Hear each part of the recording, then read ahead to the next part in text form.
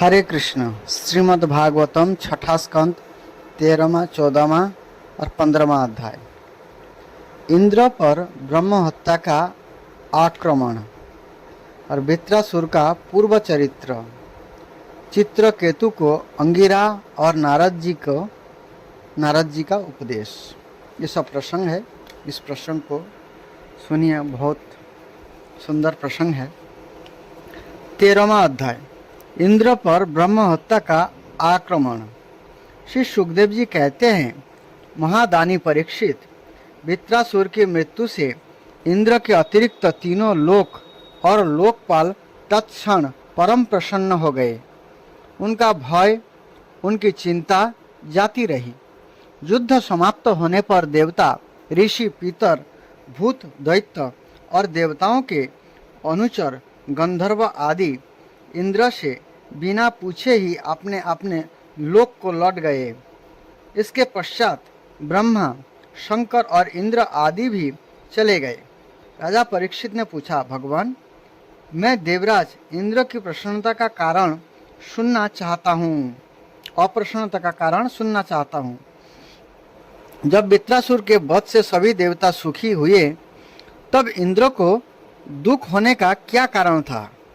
श्री सुखदेव जी ने कहा, परीक्षित, जब वृत्रासुर के पराक्रम से सभी देवता और ऋषि महर्षि अत्यंत भयभीत हो गए, तब उन लोगों ने उनके वध के लिए इंद्र से प्रार्थना की, परंतु ये ब्रह्म हत्या के भय से उसे मारना नहीं चाहते थे।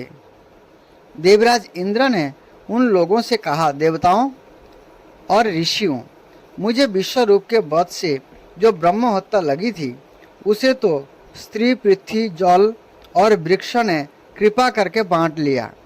अब यदि मैं वृत्र का वध करूं, तो उसकी हत्या से मेरा छुटकारा कैसे होगा? श्री सुखदेव जी कहते हैं, देवराज इंद्र की बात सुनकर ऋषियों ने उनसे कहा, देवराज, तुम्हारा कल्याण हो। तुम तनिक भी भय मत करो, क्योंकि हम अश्वमेध यज्ञ कराकर तुम्हें सारे पापों से मुक्त कर देंगे। अश्वमेध यज्ञ के द्वारा सबके अंतर्यामी सर्वशक्तिमान परमात्मा नारायण देव की आराधना करके तुम संपूर्ण जगत का वध करने के पाप से भी मुक्त हो सकोगे। फिर वृत्रासुर के वध की तो बात ही क्या है। देवराज, भगवान के नाम कीर्तन मात्र से ही ब्राह्मण, पिता, गौ माता, आचार्य आदि की हत्या करने वाले महापापी, कुत्ते का मांस खाने वाले चंडाल और कसाई भी शुद्ध हो जाते हैं। हम लोग अश्वमेध नामक महायज्ञ का अनुष्ठान करेंगे।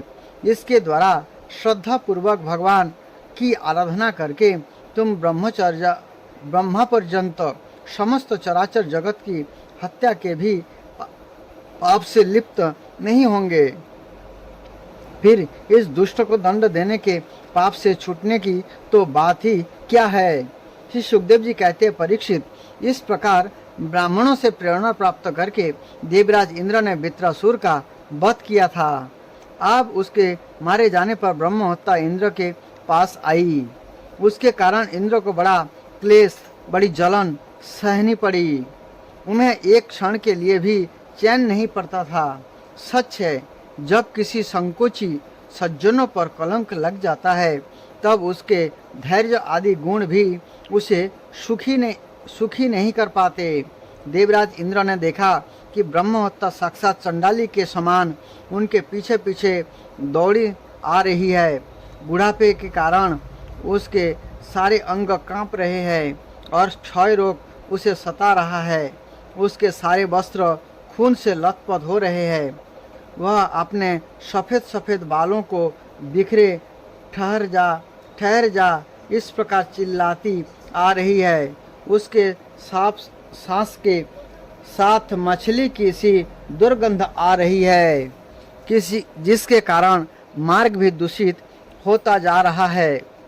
राजन, देवराज इंद्र उसके भय से दिशाओं और आकाश में भागते फिरे। अंत में कहीं भी शरण न मिलने के कारण उन्होंने पूर्व और उत्तर के कोने में स्थित मानसरोवर में शीघ्रता से प्रवेश किया। देवराज इंद्र मानसरोवर के नाल के तंतुओं में 1000 वर्ष तक छिपकर निवास करते रहे और सोचते रहे कि ब्रह्महत्या से मेरा छुटकारा कैसे होगा।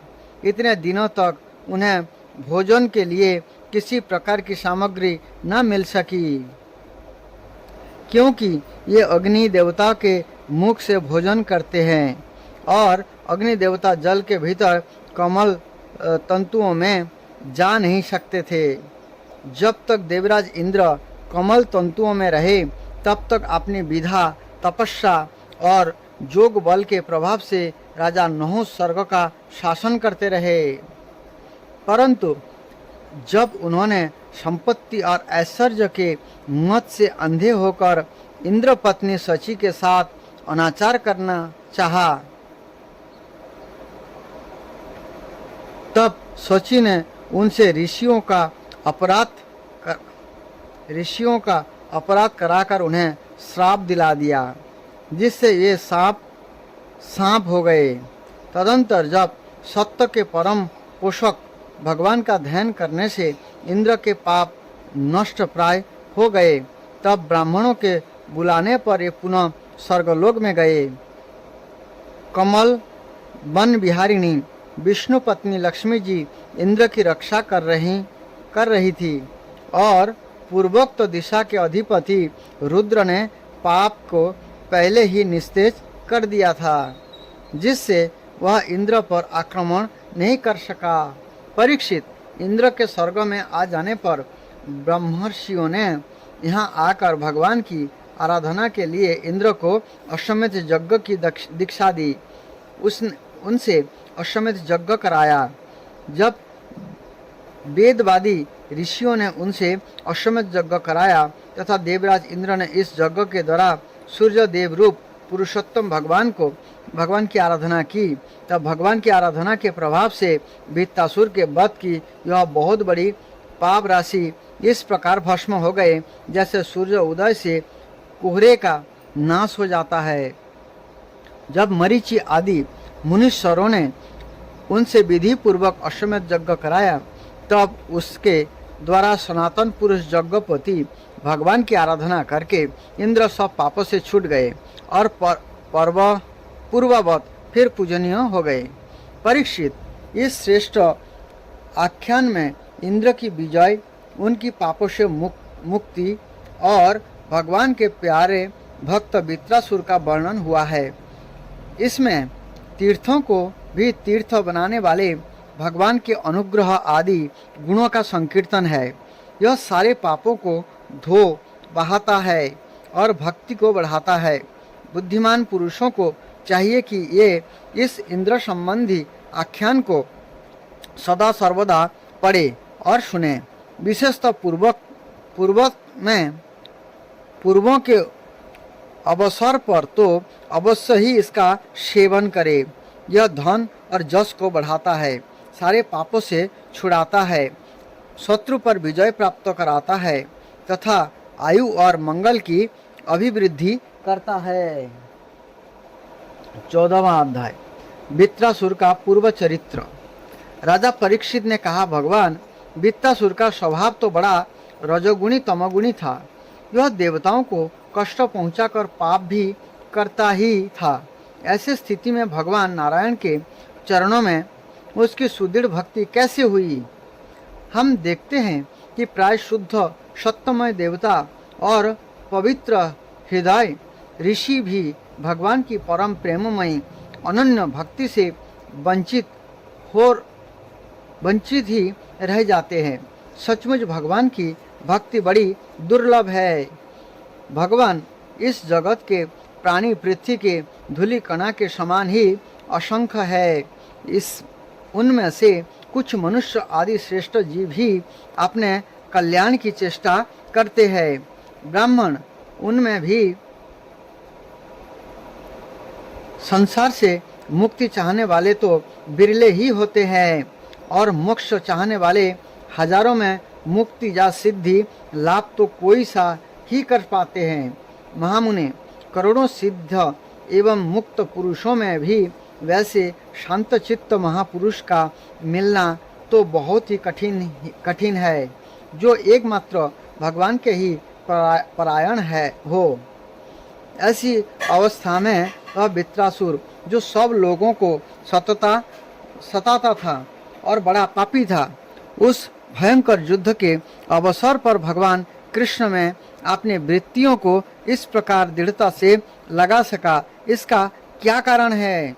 प्रभु, इस विषय में हमें बहुत अधिक संदेह है और सुनने का बड़ा कौतूहल भी है।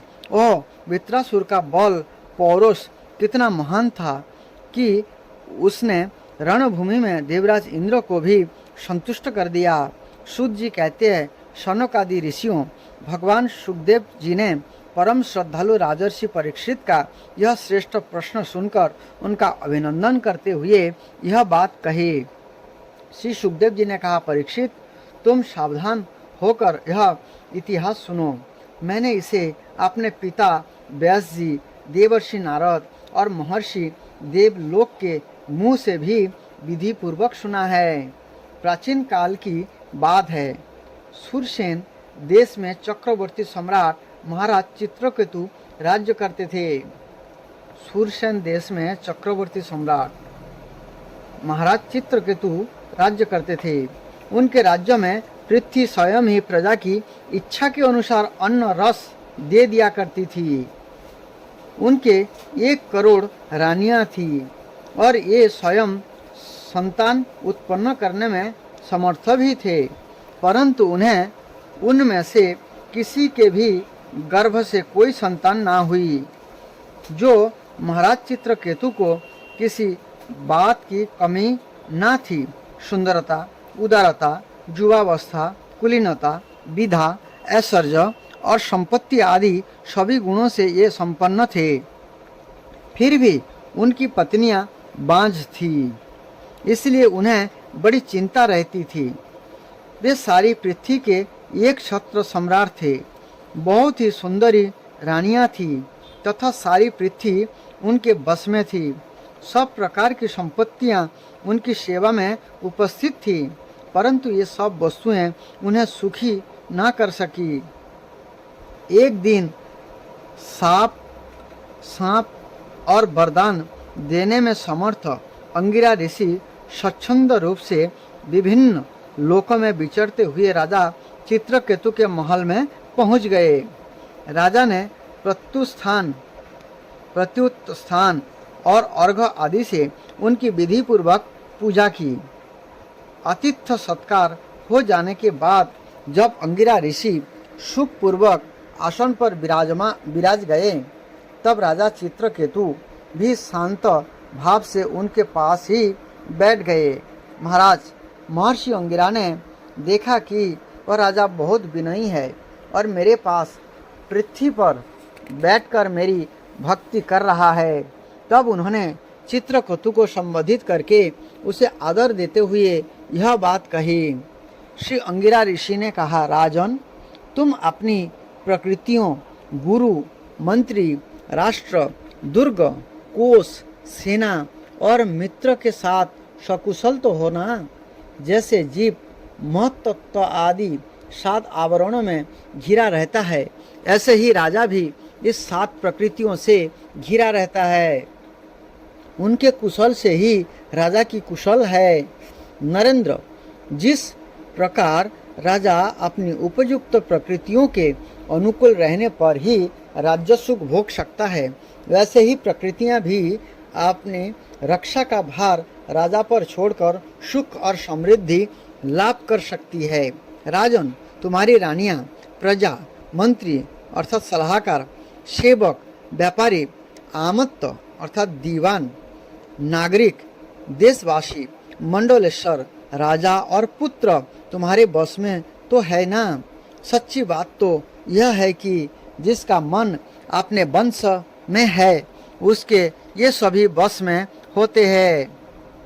जिसका मन अपने बस में है, उसके ये सभी बस में होते हैं। इतना ही नहीं, सभी लोग और लोकपाल भी बड़ी सावधानी से उसे भेंट देकर उसकी प्रसन्नता चाहते हैं। परंतु मैं देख रहा हूँ कि तुम स्वयं संतुष्ट नहीं हो। तुम्हारी कोई कामना अपूर्ण है। तुम्हारे मुंह पर किसी आंतरिक चिंता के चिन्ह झलक रहे हैं। तुम्हारे इस असंतोष का कारण कोई और है या स्वयं तुम ही हो। परीक्षित, महर्षि अंगिरा यह जानते थे कि राजा के मन में किस बात की चिंता है, फिर भी उन्होंने उनसे चिंता के संबंध में अनेकों प्रश्न पूछे। चित्रकेतु को संतान की कामना थी, अतः महर्षि के पूछने पर उन्होंने विनय से झुककर निवेदन किया।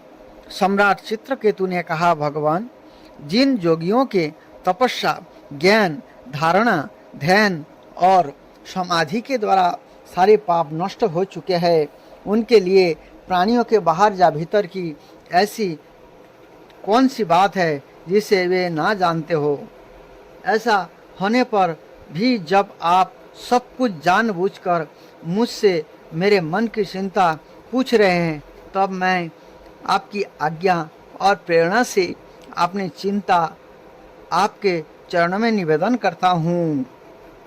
मुझे पृथ्वी का साम्राज्य, ऐश्वर्य और संपत्तियाँ, जिनके लिए लोकपाल भी लालायित रहते हैं, प्राप्त है, परंतु संतान न होने के कारण मुझे इन सुख भोग से किसी उसी प्रकार तनिक भी शांति नहीं मिल रही है, जैसे भूखे प्यासे प्राणों को अन्न जल के सिवा दूसरे भोगों से। महाभाग्यवान महर्षि, मैं तो दुखी हूँ ही। पिंडदान ना मिलने के आशंका से मेरे पितर भी दुखी हो रहे हैं। आप हमें संतान दान करके परलोक में प्राप्त होने वाले घोर नरक से उबारिए और ऐसी अवस्था कीजिए कि मैं लोक परलोक के सब दुखों से छुटकारा पा लूँ। श्री सुखदेव जी कहते हैं, परीक्षित, जब राजा चित्रकेतु ने इस प्रकार प्रार्थना की, तब सर्वसमर्थ एवं परम कृपालु ब्रह्मपुत्र भगवान अंगिरा ने तष्टा देवताओं के योग्य चरु निर्माण करके उससे उनका जजन किया। परीक्षित, राजा चित्रकेतु की रानियों में सबसे बड़ी और सद्गुणवती महारानी कृतधुति थी। महर्षि अंगिरा ने उन्हीं को यज्ञ का अवशेष प्रदान किया और राजा चित्रकेतु से कहा, राजन, तुम्हारी पत्नी के गर्भ से एक पुत्र होगा जो तुम्हें हर्ष और शोक दोनों ही देगा। यह कहकर अंगिरा ऋषि चले गए। उस यज्ञ वशोष प्रसाद के खाने से ही महारानी कृतघुति ने महाराज चित्रकेतु के द्वारा गर्भ धारण किया। जैसे कृतिका ने अपने गर्भ में अग्नि कुमार को धारण किया था। राजन, सूरसेन देश के राजा चित्रकेतु के तेज से कृतधुति का गर्भ शुक्ल पक्ष के चंद्रमा के समान दिनों दिन क्रमशः बढ़ने लगा। तदंतर समय आने पर महारानी कृतधुति के गर्भ से एक सुंदर पुत्र का जन्म हुआ। उसके जन्म का समाचार पाकर सूरसेन देश की प्रजा बहुत ही आनंदित हुई। सम्राट चित्रकेतु के आनंद का तो कहना ही क्या था।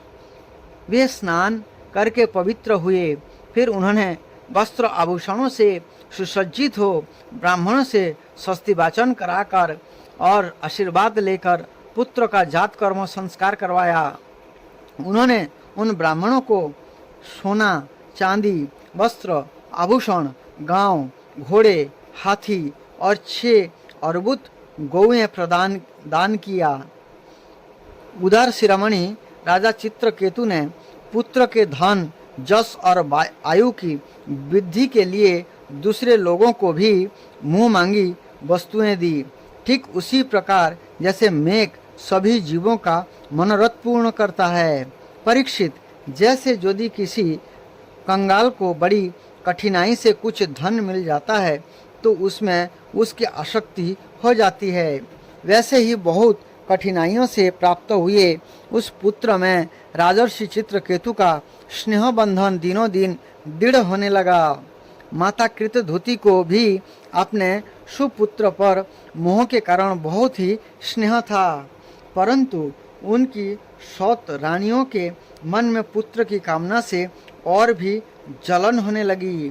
प्रतिदिन बालक का लाड़ प्यार करते रहने के कारण सम्राट चित्रकेतु का जितना प्रेम बच्चों की माँ कृतधुति में था उतना दूसरी रानियों में न रहा।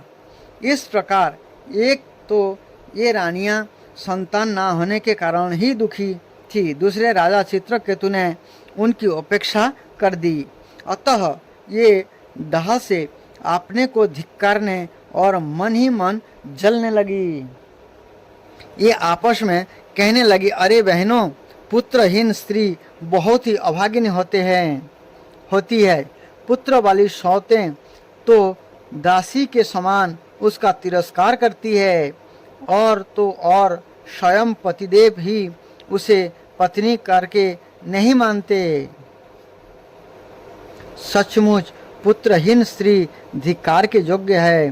भला दासियों को क्या दुख है, वे तो अपने स्वामी की सेवा करके निरंतर सम्मान पाती रहती है, परंतु हम अभागिनी तो इस समय उनसे भी गई बीती हो रही है और दासियों की दासी के समान बार बार तिरस्कार पा रही है। परीक्षित, इस प्रकार ये रानियां अपनी सौत की गोद भरी देखकर जलती रहती थी और राजा भी उनकी ओर से उदासीन हो गए थे। फलतः उनके मन में कृतधुति के प्रति बहुत अधिक द्वेष हो गया। द्वेष के कारण रानियों की बुद्धि मारी गई, उनके चित्त में क्रूरता छा गई। उन्हें अपने पति चित्रकेतु का पुत्र स्नेह सहन ना हुआ, इसलिए उन्होंने चिढ़कर नन्हे से राजकुमार को विष दे दिया। महारानी कृतधुति को सौतों की इस घोर पापमय कर्तृत्व का कुछ भी पता ना था। उन्होंने दूसरों से देखकर समझ लिया कि बच्चा सो रहा है, दूर से देखकर समझ लिया बच्चा सो रहा है, इसलिए ये महल में इधर उधर डोलती रही। बुद्धिमती रानी ने यह देखकर कि बच्चा बहुत देर से सो रही है, धाई से कहा, कल्याणी, मेरे लाल को ले आओ। धाई ने सोते हुए बालक के पास जाकर देखा कि उसके नेत्र की पुतलियां उलट गई है। प्राण, इंद्रियां और जीवात्मा ने भी उसके शरीर से विदा ले ली है। यह देखते ही हाय रे, मैं मरी गई, इस प्रकार कहकर यह धरती पर गिर पड़ी। धाई अपने दोनों हाथों से छाती पीट पीट कर बड़े आर्त स्वर में जोर जोर से रोने लगी। उसका रोना सुनकर महारानी कृतधुति जल्दी जल्दी अपने पुत्र के शयन गृह में पहुंची और उन्होंने देखा कि मेरा छोटा सा बच्चा अकस्मात मर गया है। तब वे अत्यंत शोक के कारण मूर्छित होकर पृथ्वी पर गिर पड़ी।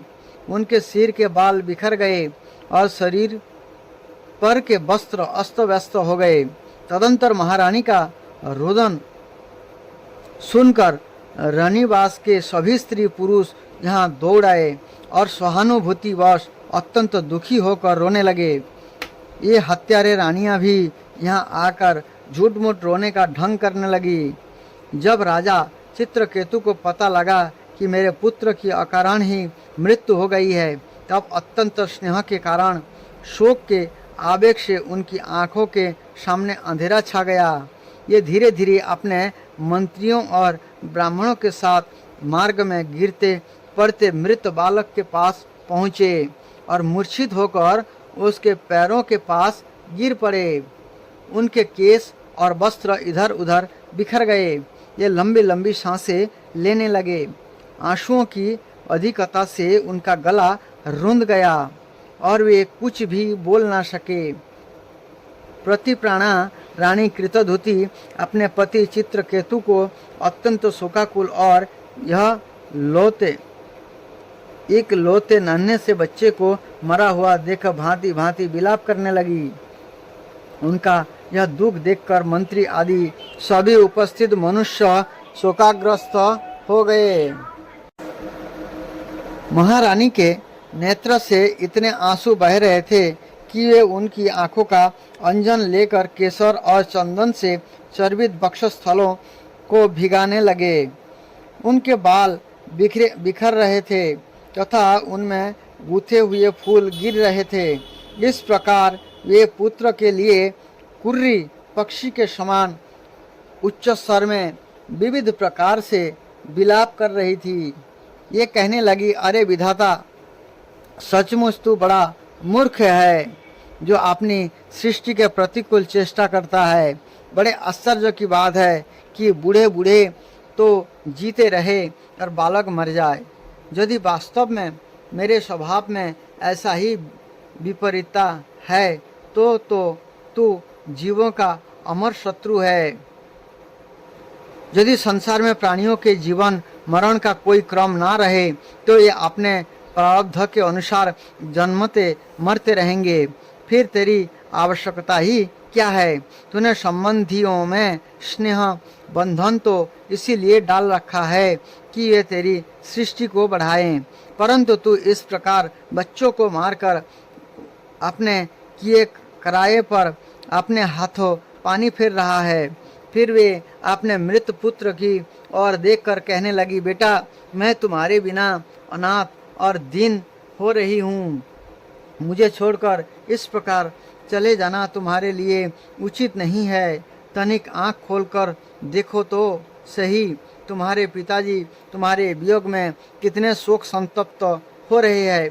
बेटा, जिस घोर नरक को निस्संतान पुरुष बड़ी कठिनाई से पार कर पाते हैं, उसे हम तुम्हारे सहारे अनायास ही पार कर लेंगे। अरे बेटा, तुम इस जमराज के साथ दूर मत जाओ, यह तो बड़ा ही निर्दयी है।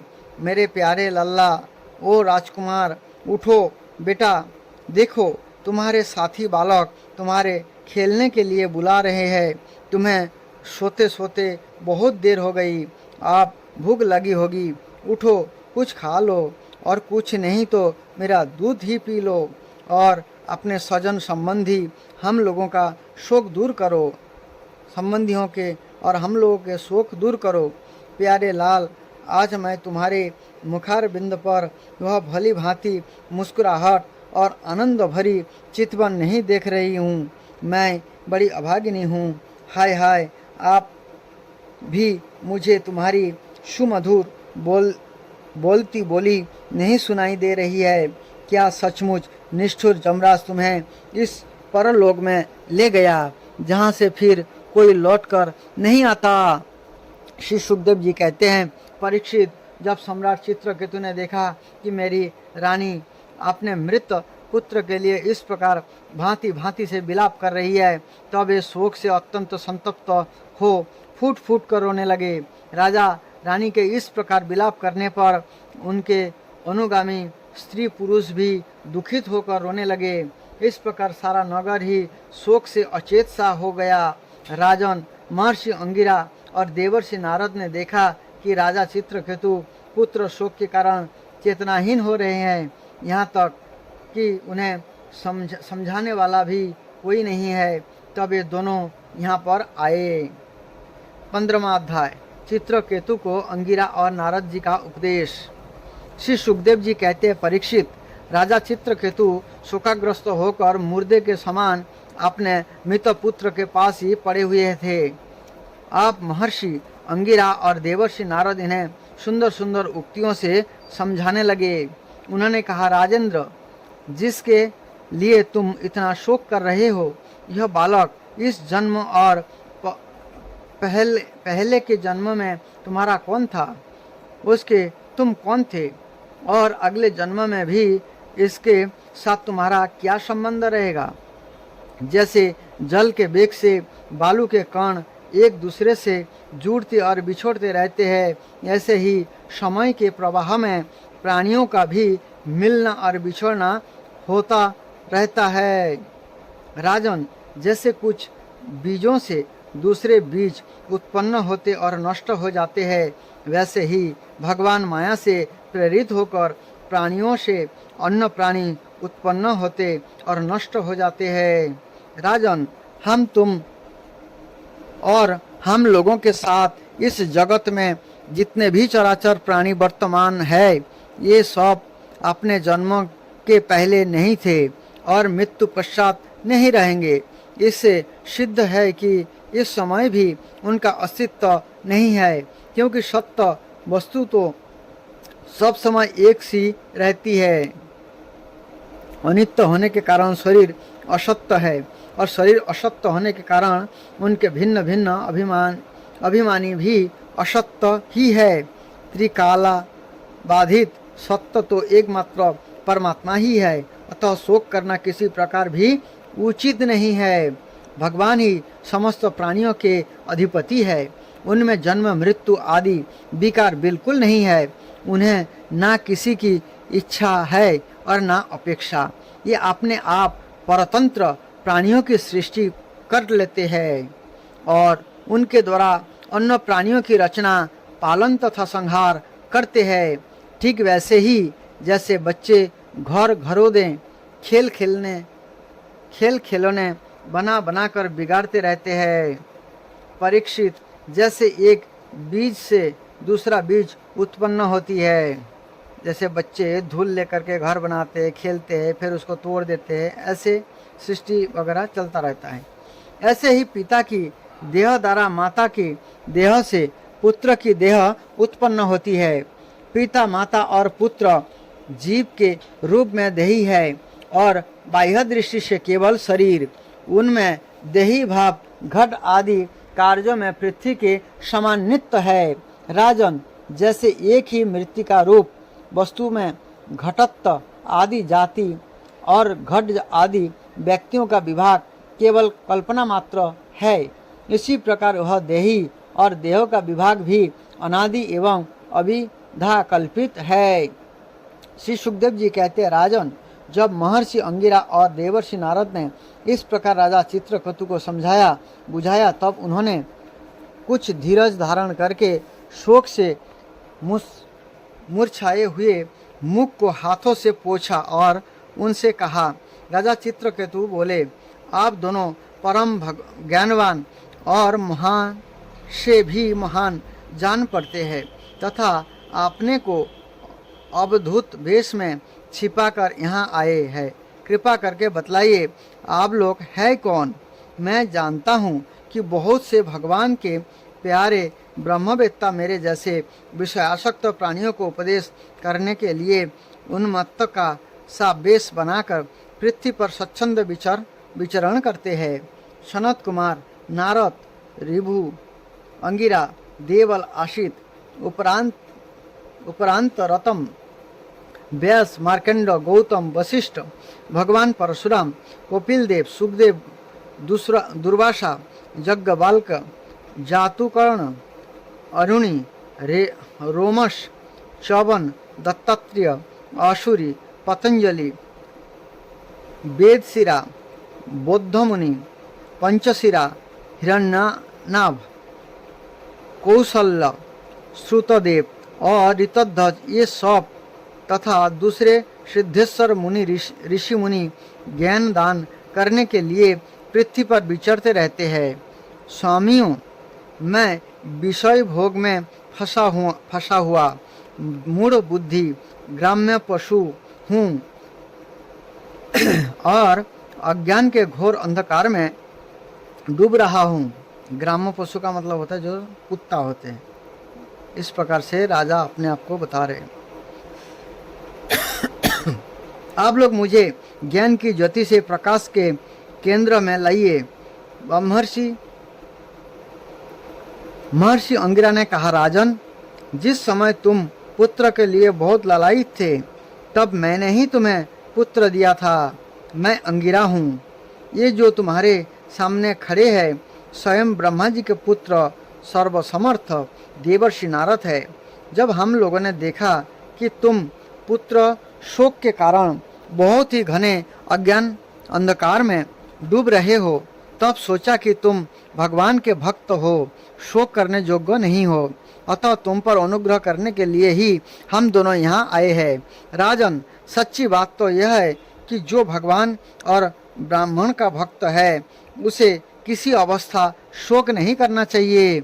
जिस समय पहले पहल में तुम्हारे घर आया था, उसी समय मैं तुम्हें परम ज्ञान का उपदेश देता, परंतु मैंने देखा कि अभी तो तुम्हारे हृदय में पुत्र की उत्कट लालसा है, इसलिए उस समय तुम्हें ज्ञान ना देकर मैंने पुत्र ही दिया। अब तुम स्वयं अनुभव कर रहे हो कि पुत्रवान को कितना दुख होता है।